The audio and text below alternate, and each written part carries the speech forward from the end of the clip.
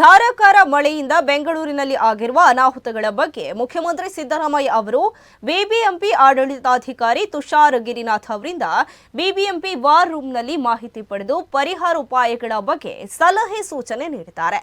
ಹಾನಿಗೆ ಒಳಗಾಗಿರುವ ಪ್ರದೇಶಗಳ ಅಧಿಕಾರಿಗಳಿಗೆ ದೂರವಾಣಿ ಮೂಲಕ ಸೂಚನೆ ನೀಡಿ ಅಗತ್ಯ ಕ್ರಮಗಳನ್ನು ಸರೋಪಾದಿಯಲ್ಲಿ ಕೈಗೊಳ್ಳುವಂತೆ ತಿಳಿಸಿದರು. ಉಪಮುಖ್ಯಮಂತ್ರಿಗಳಾದ ಡಿಕೆ ಶಿವಕುಮಾರ್, ಸಚಿವರಾದ ಕೆಜೆ ಜಾರ್ಜ್, ಸರ್ಕಾರದ ಮುಖ್ಯ ಕಾರ್ಯದರ್ಶಿ ಡಾಕ್ಟರ್ ಶಾಲಿನಿ ರಜನೀಶ್ ಹಾಜರಿದ್ದು ಪರಿಸ್ಥಿತಿಯನ್ನು ಗಂಭೀರವಾಗಿ ಅವಲೋಕಿಸಿದ್ದಾರೆ. ಇನ್ನು ಈ ಸಂದರ್ಭದಲ್ಲಿ ಶಾಸಕರಾದ ಎನ್ಎ ಹ್ಯಾರಿಸ್, ಮುಖ್ಯಮಂತ್ರಿಗಳ ರಾಜಕೀಯ ಕಾರ್ಯದರ್ಶಿಗಳಾದ ಗೋವಿಂದರಾಜ್, ನಸೀರ್ ಅಹಮದ್, ಪರಿಷತ್ ಸದಸ್ಯರಾದ ಸೀತಾರಾಮ್, ಸುಧಾಮ್ ದಾಸ್ ಸೇರಿದಂತೆ ಹಲವರು ಉಪಸ್ಥಿತರಿದ್ದರು.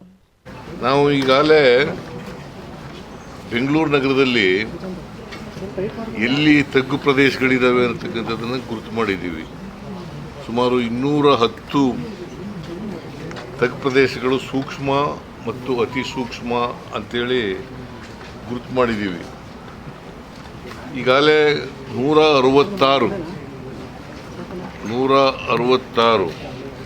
ಸೂಕ್ಷ್ಮ ಮತ್ತು ಅತಿ ಸೂಕ್ಷ್ಮ ಕ್ರಮಗಳನ್ನು ನಿರ್ವಹಿಸಿದ್ದೀವಿ.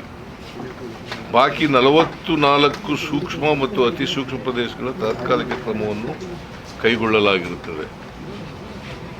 ಸೊ ಇವು 44 ಆದರೆ ಈ ಸಮಸ್ಯೆ ಬಹಳಷ್ಟು ಕಡಿಮೆ ಆಗಲಿಕ್ಕೆ ಸಾಧ್ಯ ಆಗ್ತದೆ. ಅದರಲ್ಲಿ 24 ಕೆಲಸ ನಡೀತಾ ಇದೆ. ಅದರಲ್ಲಿ 24 ಕೆಲಸ ನಡೀತಾ ಇದೆ. ಅದರಲ್ಲಿ 24 ಕೆಲಸ ನಡೀತಾ ಇದೆ. ಸೊ ನಾನು ಇಲ್ಲಿ ಯಾಕೆ ಇಲ್ಲಿ ಬಂದೆ ಅಂತಂದರೆ, ಸಾಯಂಕಾಲದ ಹೊತ್ತು ಟ್ರಾಫಿಕ್ಕು ಪ್ರಾಬ್ಲಮ್ ಇರ್ತದೆ, ತೊಂದರೆ ಆಗುತ್ತೆ, ಜನರಿಗೆಲ್ಲ ತೊಂದರೆ ಆಗುತ್ತೆ.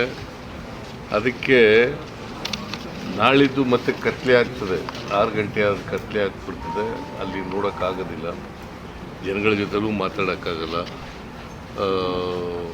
ತೊಂದರೆ ಇರ್ತಕ್ಕಂಥ ಜನಗಳಿಗೆ ಅವರ